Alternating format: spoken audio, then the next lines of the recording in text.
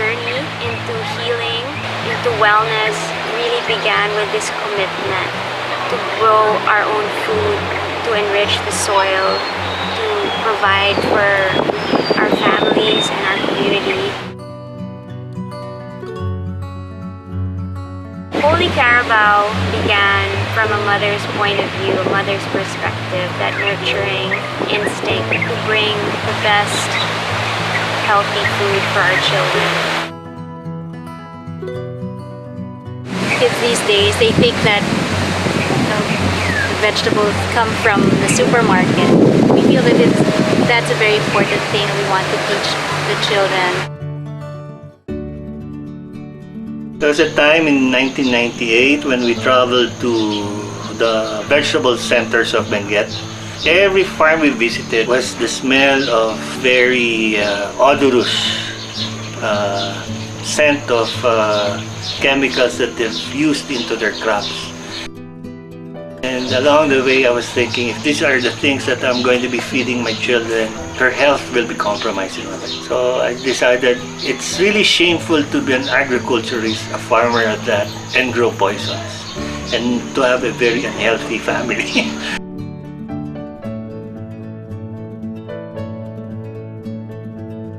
I came from a family na very sickly. Name it, we have it. I was very concerned about food that my children were eating, and it was time to feed them solid food. I started asking a lot of questions. I spent hours in the supermarkets. I spent a whole day actually just crouched down reading every label. One of the biggest issues the world faces today is food security. People not having access to the right food. We have a lot of food-like products, but not enough of real food. Organic came in before all these chemicals came out. It worked then, why shouldn't it work now? Nung makapag-harvest kami like yung sa eggplant, matikman mo na napakatamis yung walang halong chemical. Bakit nga hindi tayo magbigay ng produkto na walang halong chemical? Sabi nga niya, magbibigay ka rin lang ng gift para mong nilalason yung kapwa mo. Mas maganda po yung dating ng gulay sa organic kaysa sa may fertilizer. Pero po yung ginulay mo, yung organic, para po na ano mo yung tamis ng gulay, tapos yung sarap ng gulay sa organic kaysa sa may fertilizer. Ayaw namin na gumagamit ng conventional na gulay, lalong-lalo na yung celery. Kasi yun ang pinakamatakaw sa chemical na yung malalakas na ban na pesticides. Yun ang ginagamit doon. Kawawa yung mga bumibili sa market na sila ang gumagamit. Nung po ma'am, nung ako'y gumagamit ng fertilizer, ang kamay ko parang namumutok siya. Pero nung ginamit po namin yung organic, maganda po naman yung sa kamay. Tsaka po para sa katawan, pinsan naamoy mo yung fertilizer, parang kaiba po ma'am. The reason why the farmers in the Philippines are so poor, mainly because the cost of farming here in the Philippines is very, very expensive. Sa pagkukonventional, ang dami kaming napoproduce na gulay. Pero sa presyo naman, yung harvest namin at saka palang mga lang matitira, ang nakita ko kasi sa pag-ano namin sa organic. Yung mga gagamitin mong pataba ng lupa nandoon sa farm, hindi mo kailangan na bibilihin. My objective was to make farming really easy. It's very easy if you know the tricks, and everything is actually in your backyard. Pag nakapagbigay ka sa kapwa ng ganon, fresh 100% na walang halong chemical, maluwag sa kalooban mo na talagang ligtas sila. Ang nakita ko kasi sa ano namin sa organic, yung kalidad ng lupa, para kung ipapasa mo sa pamilya mo, yung lupa hindi na acidic. Sabi nga nila, this is supposed to be dry season. But 3 days ago, tuloy-tuloy yung ulan. We experienced recently yung Typhoon Glenda. Sa 4 kasi na sunod-sunod na bagyo, I felt like I was kicked. And when I was trying to get up, sinipa ako ulit. And then tumuyo ako, sinipa ulit. I don't think the leaders really recognize the fact that the real reason why we have global warming and all this, it's because of the farms that basically patronize the fertilizers and chemicals that are used in the production of crops all over the world. We've been blaming automobiles, we've been blaming the other industries, but the real cause is the production of fertilizers that's basically releasing a lot of carbon into the air.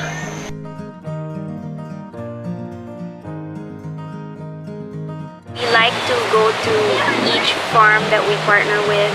We develop a very close relationship with these farmers. We meet their family. We see the soil for ourselves. We know that what they grow is really quality produce, and we believe that they're really the lifeblood of every society. We pay the price of an expensive organic produce. Don't see it as an expensive commodity, see it as a way of helping a farmer. If you try to analyze bakit ginagawa ko ito, it's a four-letter word because of love of what I'm doing. Of love and my commitment to the people who need my produce. Parang every plant there is a heart. Every leaf that you eat from my farm has a heart. We're up against a lot of behemoth businesses, people in the food industry, multinationals, industrial farmers. It's really David and Goliath story. There's no way you can compare conventional produce versus organic produce. You just cannot. The amount of work and love that goes into growing it right is so much more valued. We're not going to quit on our families. We're not going to quit on our customers. We rely on us for real food.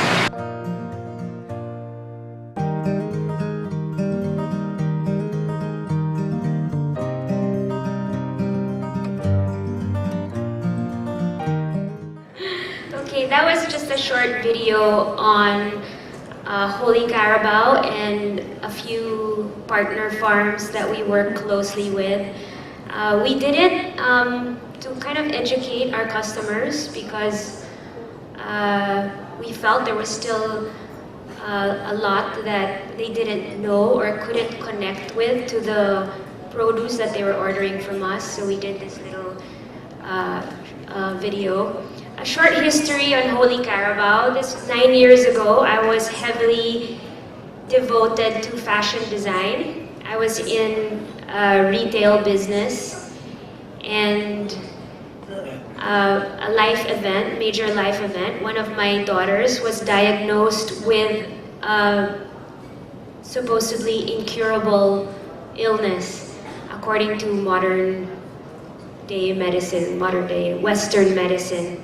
So what's a mother to do, right? I wasn't just gonna sit back and take that, so I rolled up my sleeves. I went to work the internet, day in, day out, every night. I was doing a lot of research. I interviewed a lot of doctors. I read so many books because I felt like my life was just crumbling down, you know? And maybe some of you have felt the same way before at one point in time when a loved one falls ill. And it basically came down to the food that I was going to nourish her with.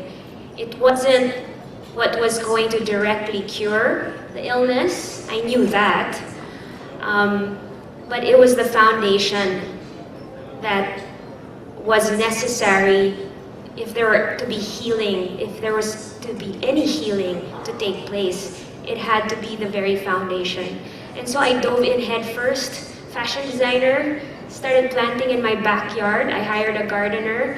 I knew nothing except what I was researching and reading in books. I attended workshop after workshop. A few workshops were under Nicola, whom we just heard. And my other mentors, Nicanor Perlas, who's from Iloilo, or he has a farm in Iloilo, Raymond Gutierrez of Prado Farms in Pampanga, and Greg Kitma from Baguio. So what was a backyard farm that was just for personal consumption, grew and grew until I started sharing them with friends and family. And then that grew until one day I had some katutak ng okra, talong, kangkong, and I didn't know what to do with it.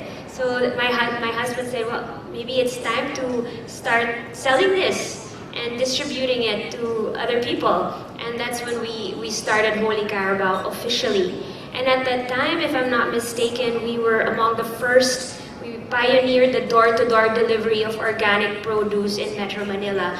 There were a few organic markets, weekend markets at that time, and there was a CSA, a community-supported agriculture group.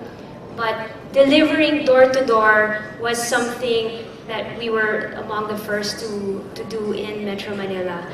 And I just did it blindly, not knowing that it was a bleeding cow for us, because imagine the cost of logistics and delivery, gas, toll, salaries. I didn't think about any of that. I was just so happy that people were willing to buy our gulay, so that went on a few years, and 3 years ago, I partnered with a dear friend of mine, Melanie Go. Raise your hand, Mel. And she's also a mother and comes from the same intentionality and the same perspective as I come from, which is just simple as a mother wanting to bring food that we could trust to the table of our home, to the table of our family. It's so simple, and yet at that time, 9 years ago, think about that, it wasn't easy. The market was very different from what it is today. So now we have quite a robust business, from door-to-door deliveries, which we still do. We've expanded to supermarkets. We sell our produce in about 7 to 8 supermarkets. And we have our own little store now, our own little farmer's outlet in the city. And we realized, how do we sustain this business and how do we let it grow? How do we let this farm-to-table business of ours grow? And I've come up with, just in my mind, just 5 minutes ago, came up with 3 that I think we all need to keep in mind if we really wanted to expand our farm-to-table business. The first being is a real connection to the customer, and in that sense, our direct customers. I think Jejo and Nicolo emphasized that as well. It's their relationship with the chefs, their relationship with their direct customers. When Nicolo is in the market talking to his customers, he learns so much. And same with Jejo. He delivers his own produce to the chefs. And same with us. We talk to our customers regularly, daily. They give us our complaints, and we hear a lot of complaints, and we get a few praises in between. But from there, we really learn about their eating behavior, their diet preferences, and that also gives us back the information on what to grow. And in fact, one perfect example is the emergence in the popularity of kale. Maybe about 2 or 3 years, 2.5 years ago, suddenly people started asking us for kale, and we were able to react on that right away, so that we were able to maximize the demand for kale. Whereas before, nobody knew kale, right? And of course, we know there are other better local alternatives to kale, but we can't deny that we're in a business and we need to serve the demands of that market. So that's number 1, connecting with your customers directly. Secondly, in this day and age, we realize that we have to expand. We have to distribute our produce, our fresh produce, to a wider market. And to do so, we need the supermarkets and the restaurants and the cafes. Why? Because people eat differently now. How many people go to the palengke, buy fresh produce, take it home, cook it? It's very rare, especially in Metro Manila. I don't know how it is here, but in Metro Manila, it's a handful of people. And the people who do buy fresh produce, siguro they have a household cook who only cares about na masarap ang pagkain na linuluto niya. Doesn't care saan nanggaling yan, organic ba yan. And usually, pag nakita yung price tag na mas mataas kaysa dun sa isa, hindi na niya papansinin yon. So that's what we're working against.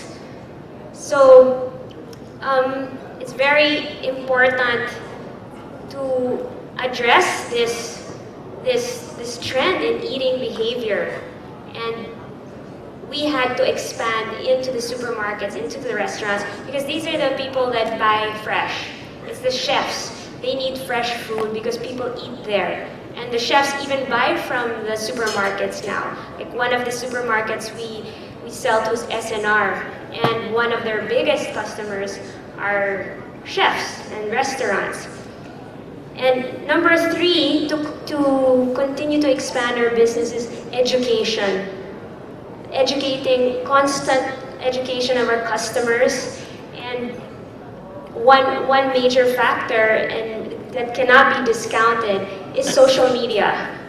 So it's really connecting in that very personal level on Instagram and Facebook and Twitter about anything and everything about your produce. And secondly, it's bringing the customer, the end user, to the farm itself. So we do a lot of farm events, we do a lot of farm tours and trainings in the farm, partnering with chefs and even like movable feast, and just getting people to understand where the food comes from. Our farm is also right beside the school, a Waldorf school, that has farming as part of their curriculum. So it's really going back down to the grassroots of children and engendering this reverence for food and the planet. So those are the 3 things that we've kept in mind in order to grow our business. But the real question and the theme for this entire event is farm to table, but what is farm to table? I mean, what is the definition? What do we all have in mind when we think about farm to table? To us at Holy Carabao, it's a very holistic approach. It doesn't just begin at the farm and end once the person is eating it at the table. It's full accountability at every step. So it's a social practice, how we work with the farmers. Why the criteria of the farmers? Do we only work with certified farmers? No. It's a very personal relationship. We go to their farms and really see their value system behind why they farm. How we treat our people, so that's the social aspect of the farm to table. There's also the economic aspect. I don't think I need to talk about that so much. You probably understand that. And the environmental aspect as well. I'm sure you're all very connected to that. But another aspect that underlies everything that we do in our approach to farm to table is the spiritual aspect, which is intrinsic in biodynamic agriculture. And one of the most influential books to me in my work is Rudolf Steiner's course on agriculture. Is a book, you can research on it. And this is not about religion, but it's about the spiritual aspect, the cosmic elements, the cosmic forces that rule our whole world. We can't deny it, whether we like it or not. We are very influenced, whether you like it or not, by the moon and the sun and planetary constellations. Whether we're even aware of it or not, it's happening. Every blade of grass, every seed in the farm is influenced by the phases of the moon and the planetary constellations and the sun. And the water in the farm is affected by that. So it's really taking that into account. So that's a little too esoteric. For us at Holy Carabao, really the most crucial motivating factor for our work is to bring a reconnection between people and food. You know, people are so disconnected, and the approach to eating is so materialistic and cold. You know, we don't often know anymore what we're eating, and our goal is to reconnect, to bridge that, and that's what farm to table means to us. So I want to do a little exercise now to maybe wake you guys up a little bit. I have like a 5-step question. So and this will really help our farm to table-ness and farm to table approach to this whole convention. So first question, and these questions, these 5 questions, I came up with them because this is what I ask myself when I eat. And when I just shifted the way I eat and the way I approach food, I realized that these are the questions I ask. So look at what you have in front of you now on your table. What are you eating? It's as simple as that. Conchi, lugaw, arroz caldo. But what is arroz caldo? What's lugaw? What's in it? Rice. What else is in it? Yeah, water, ginger. See, it's salt. I see a little. Does anybody see what else is garnished on top there? Spring onion. Dilis. There's dilis, right? What are you drinking? What? Ginger juice? Is that salabat? Oh, turmeric. Okay. So, yeah. So that simple question. So many people don't know. They sit at a table and they don't know what they're eating. A lot of kids. What are they eating? What's a chicken nugget? They think it's a chicken. They might not even know that it's even a chicken. But it's not even really a chicken, right? We know that. But that's the first question. What am I eating? Second, where did it come from? So where's your dilis from? Where's the rice from? Where's the water from? The calamansi and the sili on the side. Where's that from? Of course, when I'm asking myself this, it's very fast now, but in the beginning, I'd just be staring at my food for 5 minutes. So number 2, where did it come from? Number 3, who grew it? Who grew the rice in that bowl? Who fished the dilis? Right? You get what I'm getting at. Number 4, how was it grown? How did they grow that rice? On what soil and where? What region? How? And number 5, why should I even care? Why can't I just eat this? It's sarap naman. Why should I care? Why should I care to even ask all these questions?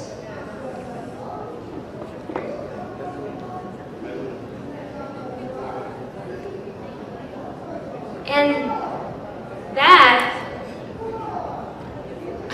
last question is really at the crux of our work at Holy Carabao. To help people, to educate people on caring a little bit more about what they're eating, why they're eating it, who grew it, how was it harvested, how was the chicken in the lugaw killed? Free range nga, pero paano naman pinatay?